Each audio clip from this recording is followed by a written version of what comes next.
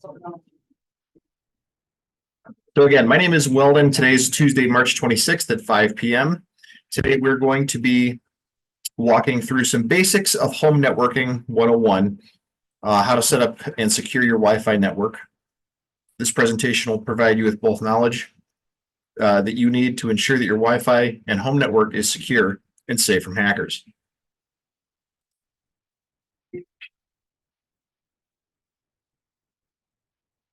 The default settings. The first step in securing your Wi-Fi is to change its default password.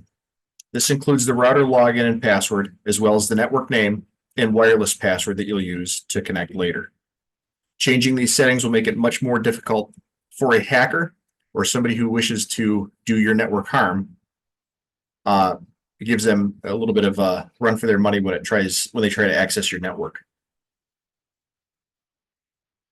The second step in securing your Wi-Fi network is to enable encryption.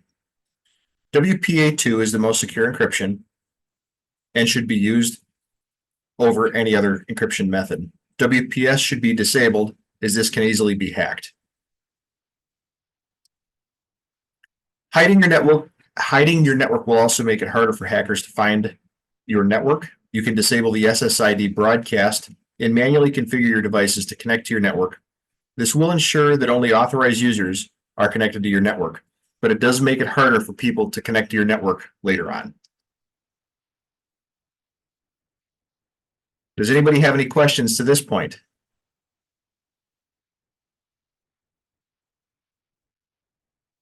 Yes, I have a question. Fire away. Okay, I have Breeze Line and they came in and they set up my Wi-Fi. So should I still be concerned? The answer to the question should be maybe. And the reason why I can't give you a definitive on that is a couple of years ago, whenever Spectrum or Breeze Line, which wasn't Breeze Line, it was Wow or Huawei, would come in, they would set everything up. Every modem would come with a different default username and password to access the modem, and it would come with a different default wireless username and wireless password. I have found recently, very recently, that companies like Spectrum and Breeze Line, as they're switching out old equipment for new, the usernames and passwords are starting to be identical across devices.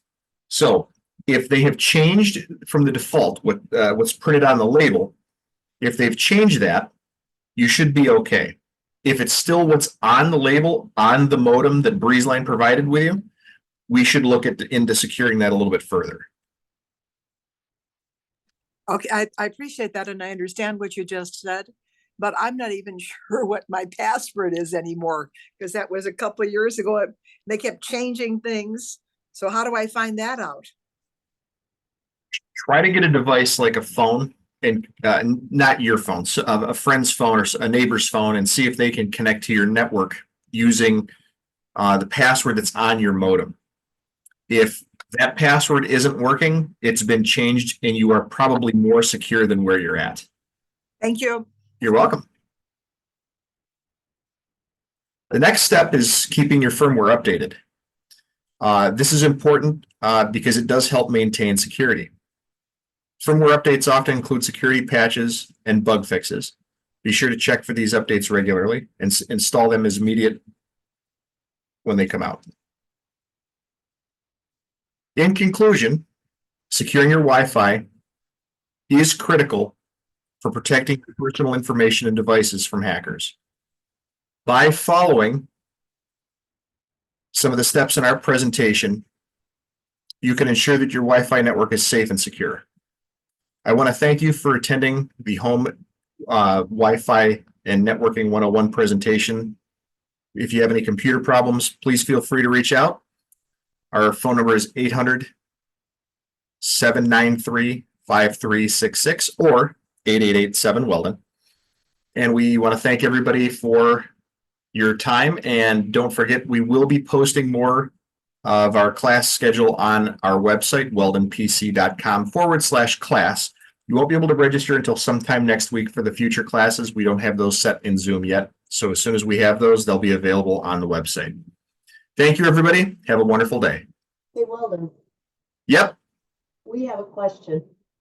All right. Do you want me to keep recording, or do you want me to stop the record? It's up to you. You can keep recording. All right. Go ahead. What do you got? So our question is, how do we check for firmware updates? Okay.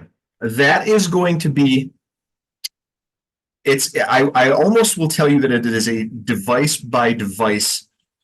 I can't answer that directly. Every device is going to update firmware at different times and at different frequencies. And if the equipment is no longer in production, they may not update firmware at all. If we're talking about a modem or a router, that question is best left for the internet service provider that you have. And without divulging who that is, because you and I both know who that is, but without divulging that, let's say you had AT&T DSL service, which not a lot of people have that anymore.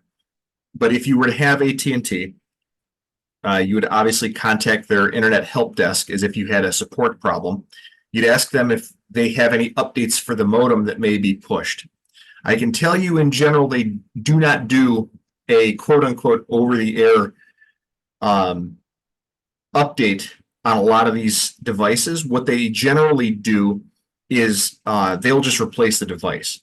And this is one reason why I tell people it's always better to lease the equipment from your internet provider for the $8 to $15 a month rather than it is to buy it.